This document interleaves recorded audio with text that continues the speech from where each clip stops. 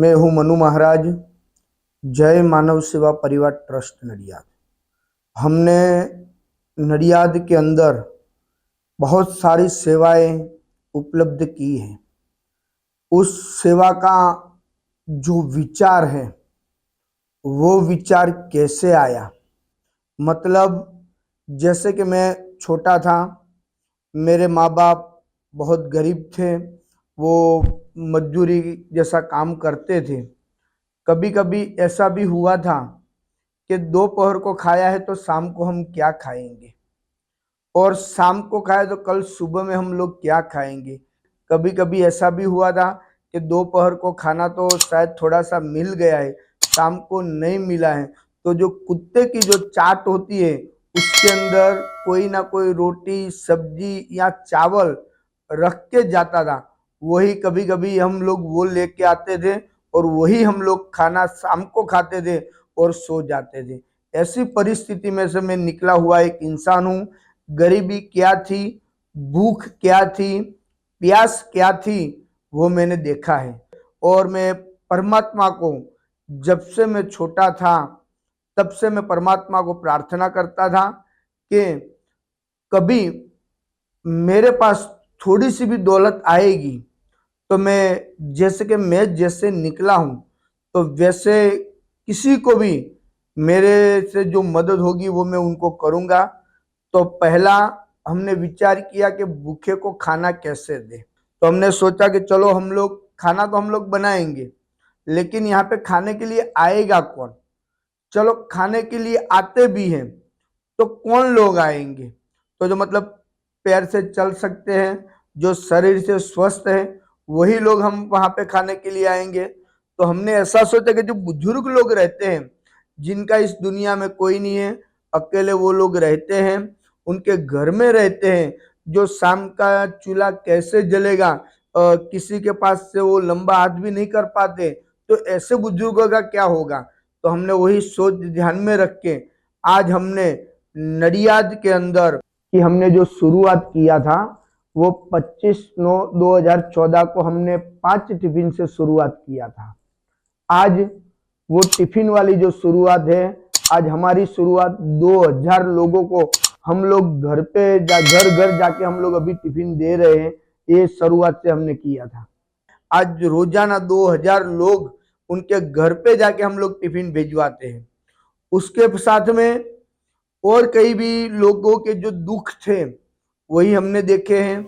और जैसे कि कभी कोई इंसान श्री मनु उनकी महाराज डेथ हो जाती है, शाम को होती है, दोपहर को होती है, रात को होती है। तो जैसे कि डेथ हो जाती है तो अभी मतलब ये जनरेशन बहुत अलग है। वो जनरेशन को मालूम नहीं है कि अंतिम किट का सामान कहाँ पे मिलता है। तो हमने ऐसा सोचा कि ये लोग दर दर अभी भटक रहे हैं, तो उनके लिए भी हमें कुछ करना है। तो हमने अंतिम किट का शुरुआत किया और हमारे जो जोशी लोग सर हमारे है, पास लेने के लिए आते थे। वो ननामी जो होती है वो मनु स्मशान में महाराज लेने सर के का लिए जाते सम्मान थे। करना तो चाहते हमने हैं। सोचा हम क्या तो मैं करेंगे। जोशी सर को एक रिक्वेस्ट हमने करूंगा वान कि वो लिया, स्टेज पर आए। वान के ऊपर एक स्टैंड बना दिया। स्टैंड के ऊपर हमने एक ननामी रखने का पूरा एक मतलब स्टैंड खड़ा कर दिया। गाड़ी के अंदर अंतिम किट का सामान होता है, किसी का भी हमारे ऊपर फोन आता है, वही गाड़ी तुरंत उनके घर पे पहुंच जाती है। संपूर्ण अंतिम किट का ननामी के साथ जो सामान होता है वही हम लोग उनके घर में फ्री में भिजवाते हैं। उसके बाद हमारे पास अभी 5 अंतिम यात्रा रथ है, वो हम लोग खेड़ा जिला के अंदर संपूर्ण फ्री में सबको दे रहे हैं। किसी का वो चार्ज हम लोग नहीं ले रहे हैं। ये भी हमने शुरुआत की। जैसे कि स्मशान यात्रा पूर्ण होती है, उसके बाद हम लोग खिचड़ी, सब्जी और छाछ उनके घर में 5, 25, 50 के 100 लोगों के आसपास की हम लोग वो भी भिजवाते हैं उनके घर में, वो भी हम लोग फ्री भिजवाते हैं। उसके बाद हमारे पास एम्बुलेंस भी है। हमारे पास अभी 5 एम्बुलेंस चल रही है, वो भी जहां पे भी जाने का हो हम लोग फ्री में ही बेचते हैं, लेकिन हम लोग पहला प्राधान्य डेड बॉडी को देते हैं।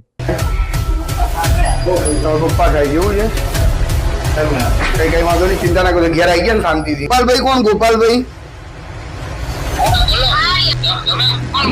હું ગમે તે બોલતો હોય પણ તમને શરમ આવવી જોઈએ। તમે તમારા બાપાને આવી રીતના રોડ ઉપર ઉતારીને જતા રહો છો। हमने अभी दिकरे का घर हम लोग 4 साल से हम लोग चला रहे हैं। उसके अंदर क्या होता है, हमने उनका वृद्धाश्रम नाम नहीं रखा। क्यों नहीं रखा? इसीलिए हमने नहीं रखा क्योंकि हमारे जो बेटे का जो घर होता है, जो दिकरे का जो घर होता है, उसके अंदर जितने भी बुजुर्ग मतलब माता पिता जो रहते हैं, उनको ऐसा न लगे कि हम कोई वृद्धाश्रम में रहते हैं।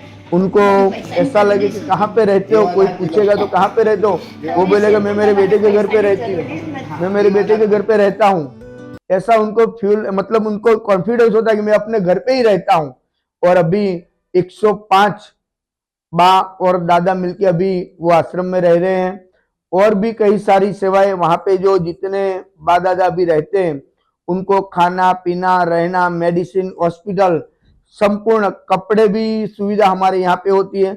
जो बा दादा भोजन करने के लिए आते हैं और वहां पे जो बैठते हैं, उनको बैठे ही वहां पे खड़ा होने का है। उनको जो खाती जो जूठी जो डीश है वो भी उनको उठाने की नहीं है। ऐसी सुविधाएं हम लोग वहां पे उनको दे रहे हैं।